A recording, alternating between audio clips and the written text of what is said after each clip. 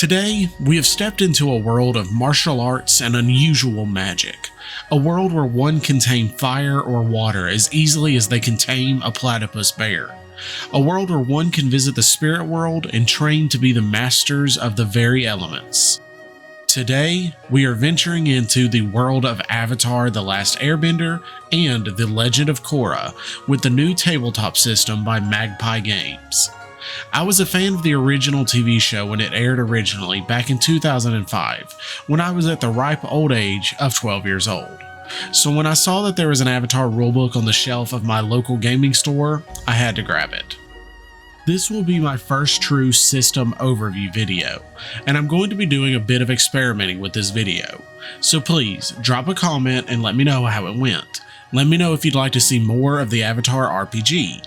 If you let me know that you enjoy this video, I would love to do a full breakdown on each chapter in its own separate video in the future.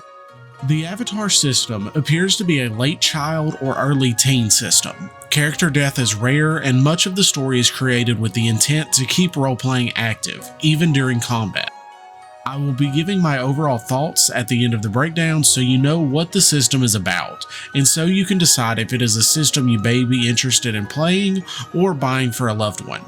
On screen you'll see examples of the information layout and of the artwork, which I will say is decently impressive. At the end of the chapter breakdowns, I will give my final thoughts on the system as a whole.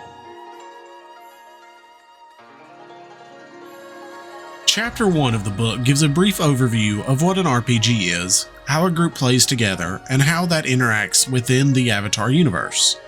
This is easily the shortest chapter in the book at only 10 pages long. The info in this chapter can go a long way towards helping you steer around uncomfortable situations that you may encounter from session to session. It gives you the briefest description of the 5 playable eras and of the 4 bending nations. Chapter 1 gives an idea of cause and effects and how a player's actions can affect the story, and ways to make sure that your players are okay with any heavy topics that may come up during gameplay. Chapter 2 is my personal favorite as a lore enthusiast and covers the world of Avatar. It lays out the history of the Avatar universe, which is especially useful if you are new to Avatar as a whole. The chapter starts with a retelling of the creation of bending, the creation of the Avatar cycle, and the separating of the human and spirit realms. Afterwards, we briefly cover the different nations and important locations within their borders, such as Ba Sing Se or the Eastern Air Temples. This section also includes a brief summary of how the people in these areas live and act, with each nation feeling distinctly different. There is a 2-page spread that covers the balance between bending, technology, and the delicate purpose of the Order of the White Lotus. The chapter finishes with an explanation of the different game eras. The style of game you will play will most heavily be influenced by the era you choose to play in, with the 100-Year War era having different challenges than playing during Avatar Korra's time. The first of the 5 eras is the Kyoshi era, which focuses on the nations finalizing their borders and their conflicts with bandits and governmental corruption. Following Avatar Kyoshi's era, we have the Roku era. This era starts immediately after Sozin became Fire Lord and before Roku married, and focuses on the growing conflict between the nations and the trials of maintaining a fragile peace. We then have the 100-Year War era, which starts in the years before Avatar Aang wakes within the glacier at the southern pole. The 100-Year era focuses on protecting the weak, standing up to tyranny, and rebelling against the rules of a tyrannical force. After the 100-Year War ends, we step into the Aang era. It takes place after the Imbalance comics, of which, I will be honest, I am not immediately familiar with, but it does explain everything you need to know. This era focuses on healing the world after years of war and pushing for a brighter future. The Korra era is our final and most recent era, and starts after the ruins of the Empire comic series. This era focuses on the repercussions of imperialism and rapid expansion, and is played in a more or less modern setting. These sections are particularly well broken down, with an explanation of where in the timeline of Avatar the era starts and what the biggest events are. It includes significant themes you may face in this era, such as the brutality of war during the 100-Year War era. From there, it includes each of the 4 bending nations and the important people that were influential in this era, and the most important threats and challenges your players may face.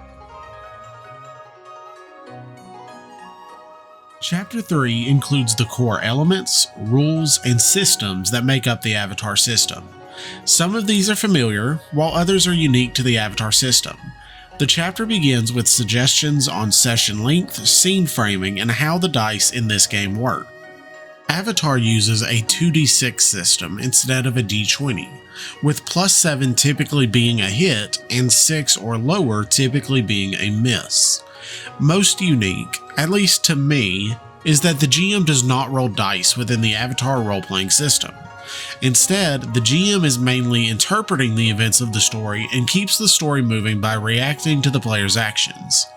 As a longtime dungeon master of D&D and Pathfinder, I have only really played systems that have both players and the GM rolling to see how events unfold, but I am interested in playing a few adventures within the system before I judge it. In addition, Avatar has a fatigue system instead of your standard health system. If you max out your fatigue system, you are on the verge of collapse and everything you do is more difficult. Certain actions will cause you to either mark fatigue or do another action. If you are max fatigue, you must do the other action until you are able to recover fatigue. Fatigue can be recovered by resting for the night, with the amount of fatigue changing based on how comfortable your surroundings are. The last unique system is the balance system. You will have 2 principles that are in conflict with each other, and your character will struggle between these 2 conflicting principles. For example, if you play as an adamant character, you will struggle between restraint and results. Your character will sway between showing restraint and doing what's needed to be done to get results.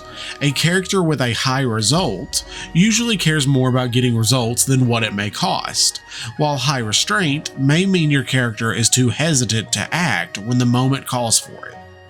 If you end up drifting too far to either end of this balance chart, you lose your balance and may end up losing control of your balance, act out of character, or even side with the enemy. Falling out of balance can be a disaster in the making depending on the outcome. If this video is received well, I expect that I will have a long-form video in the future that covers these rules in greater depth, but I wanted to point out some of what makes the Avatar Legends unique. Chapter 4 focuses on game setup, such as choosing your era and setting the scope of your adventure. Does your adventure travel across the entire Earth Kingdom with visits in and around the Fire Nation, or are you crafting a story within Ba Sing Se? The era your game is set is more or less set in stone, but the scope of the adventure can change over the course of a campaign. You will work with your players to choose a group focus, which can drift from defeating a certain group or individual to delivering an item or person to a location or to another person. This focus helps guide your campaign and gives you a goal to work towards. After you focus, you and your group will brainstorm together to choose the inciting incident that launches your campaign. From here, the chapter rounds off with name suggestions, fighting style, backgrounds, your hometown, and other character creation suggestions. The player may choose a single bending style, but can add weapons or technology to use alongside their bending. Chapter 5 covers the core moves which every character has access to. These are similar to rolling perception or rolling acrobatics in other tabletop games. For example, assessing a situation is a move you can make when you wish to learn more about a situation. Depending on the results of your roll, you can ask the Dungeon Master 1 to 2 questions about the situation, such as who or what is the biggest threat, or what is the best way out or into a building. Each question will allow you to learn more about the situation, giving you better information to act on. After basic moves, the chapter goes over balance moves, such as living up to your principles or calling someone out on their behavior. Each of these moves can shift social encounters and ultimately change how combat unfolds in the future. This chapter also covers buffs, debuffs, conditions, and combat rules. Chapter 5 is the portion I believe I will spend the most time on. It is well laid out, but it covers a lot, and I believe I will need to play the system before I can truly get a feel for it. I'm excited to see how it works, and I do feel like the system is built with the express purpose of expanding on social encounters, especially during combat. The combat within the system really pushes roleplay and creativity. And after reading this, I can say that it would be difficult for the system to devolve into, oh, I want to hit him with my sword, oh, I missed, type combat like some of my early games did. The system really forces the player to elaborate on their actions and to keep their minds open for any interesting opportunities. Chapter 6 covers the various playbooks, which is the Avatar Legends version of classes.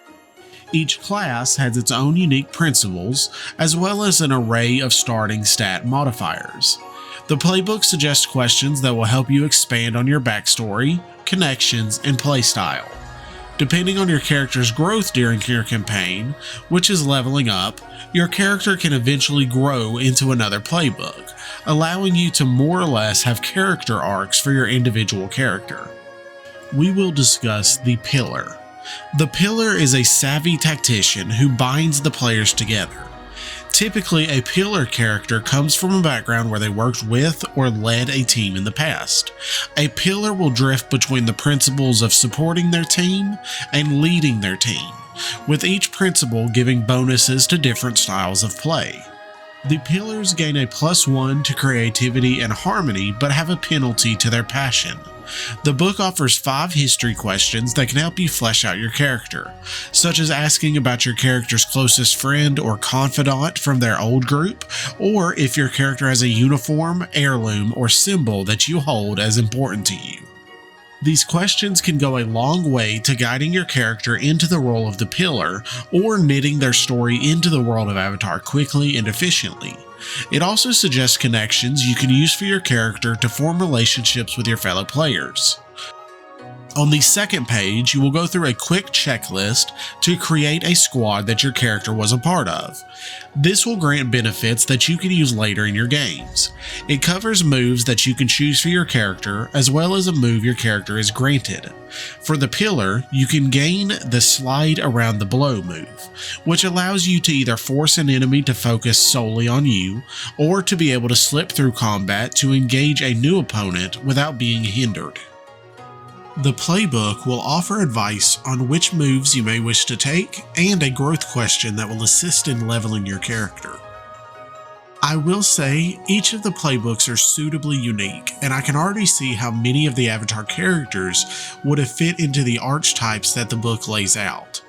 For example, Sokka could easily be the Adamant or the Pillar, depending on which part of his personality you look at, while Azula could fit in as the Prodigy, the Successor, or the Icon.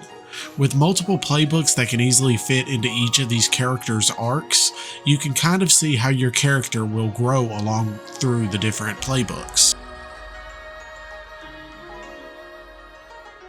Chapter 7 is the Advancement chapter, which focuses on the growth mechanic and the different ways you can advance, as well as what advancing means for your character. In Avatar Legends, when you have a moment of growth, you may raise a stat by 1, shift your center in either direction, or unlock the Moment of Balance move. You can also learn additional moves from your playbook or from another playbook. This allows you to customize your character in new and interesting ways. Your character is also able to learn new techniques.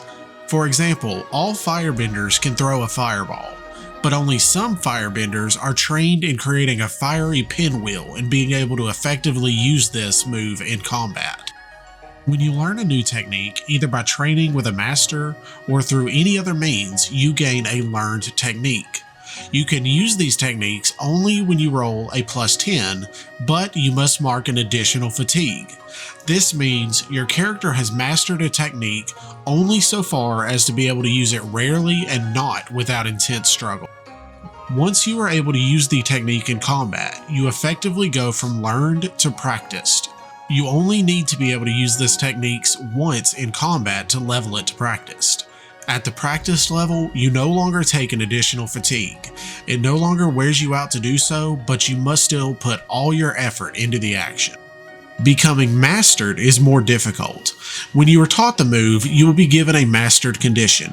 You must complete this condition to become a true master in the technique, such as seek a specific mystical or ancient location. For our example, this would follow how Zuko and Aang have to travel to the ancient sun temples to learn the true art of firebending from the Sun Warriors. You may also experience enough growth to be able to learn one of the specialized forms of bending, such as metal bending, lava bending, or even the dreaded blood bending. I enjoy the way it makes you feel like your character actually grows, and that it's not as simple as checking a box on your character sheet to master a new technique. You actually have to do things to learn these techniques, and I think that's a great way to keep players involved. Instead of saying, hey, I want to learn lightning bending, I'm going to take this feat to allow myself to, you have to find a trainer who can teach you that. You must practice and perfect your skills and then complete a challenge to be able to use these abilities in regular combat. The last bit of the chapter shows how you can change your character as the campaign goes on. If your balance shifts far enough to one side of the principles that you go off the chart, you must shift to a new playbook that matches their new issues and thoughts. For example, if the pillar leans to the leadership principle, perhaps you change to the prodigy playbook. Your new principles would be excellence and community. Perhaps your leadership principle has drifted so far that now you struggle with embracing the community once again and you feel alone as the leader. Your new struggle would be between once again embracing the community or continuing to be the best and be seen as the best. Chapter 8 is the chapter that covers running the game. It covers everything from how the GM should handle situations in the absence of dice, and what outcomes should happen in most situations. This chapter works as a general guideline for play and puts emphasis on making sure that you can help the players weave entertaining stories.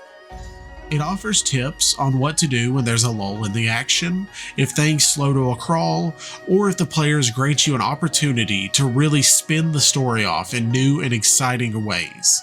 It provides a list of GM moves that you are able to use, and ways you can nudge the story without dice rolls to do it for you. This chapter covers NPCs and how to play them, as well as how to handle mentor or master NPCs, groups of NPCs, and the occasional legendary NPC, such as the avatars or General Iroh. And finally, the last portion of this chapter gives tips on how to portray and manage bending. Bending is not a spell list like it is in Pathfinder or Dungeons & Dragons, but is more freeform and creative. Your players will describe what effect they are attempting to cause, and their roles and skills will determine how well they pull off what they are attempting. Chapter 9 just covers general advice on running individual sessions. It has a generous amount of information on crafting your seasons, handling character arcs, and creating interesting threats. It frames a campaign as episodes and seasons, and discusses ways to handle the season finale and how to move on to a new season. Perhaps the scope or focus of your season changes as your second season starts. It then gives tips on launching the second season and how to handle character changes or resolve threats that have been left over from the first season. Chapter 10 is the final chapter in the book and covers tips on laying out a general idea of how the session will operate. It offers a few tools you can use, such as escalations and flashbacks, anchor NPCs, and has a series of hooks you can use for each of the different arcs. The last half of the chapter is for the adventure The Vanishing Act. I am seeking to put together a group with my wife soon to give this a test play, and I will try my best to put out a review of how the system actually plays afterwards. My final thoughts are that Avatar Legends does seem promising. At first glance, the mechanics and choices seem a bit strange to me, but I believe most of that comes from me being a tried and true D20 player. It's just not a system I have handled before, so I don't know how to react to it fully. The book itself is very well put together. It has 2 bookmark ribbons that allow you to save your place while you flip through, and much of the book is laid out fairly easily so that you can quickly and efficiently find information within the book. Do you need to check for information on the world? That'll be Chapter 2. Got a character question? Chapter 6 for base character info, or Chapter 7 for advancements. For those new to the Avatar, the information within the book can easily and quickly flesh out the world of Avatar: The Last Airbender. The book offers examples after nearly every single mechanic, explaining how they work in the scope of the game and how they can influence and twist events. Overall, it's an interesting system. It's more of an older child, young teen system than some others, but that doesn't mean it's a baby system. It has fully fleshed out mechanics, and I can see some interesting stories that could be made within the game. I will say that for me, Chapter 5 and 6 gave me a little bit of pause, simply because, once again, it's outside of my comfort zone. Not because it doesn't clearly explain how the system works and what it's set out to do, but because it's what I'm not used to it. I have primarily played Dungeons & Dragons and Pathfinder, both 1st and 2nd editions, but I've also played the Call of Cthulhu system. It's kind of like being told how to play video games on a PC if you're a dedicated console player. You understand that the controls can achieve the same things, you're just not used to playing that way. I personally will more than likely introduce Avatar to my daughters and see how they take to it. It feels like a system that they would enjoy, where it's less about the shiny math rocks and more about just having fun and doing crazy, exciting things. If you prefer a system where the skills you've worked to master for your character matter more than the roll of a dice, I would say you should give Avatar Legends a chance. It is going to be a pretty good system in my belief. They've already got a few books out to support it, and personally I would love to see it grow some.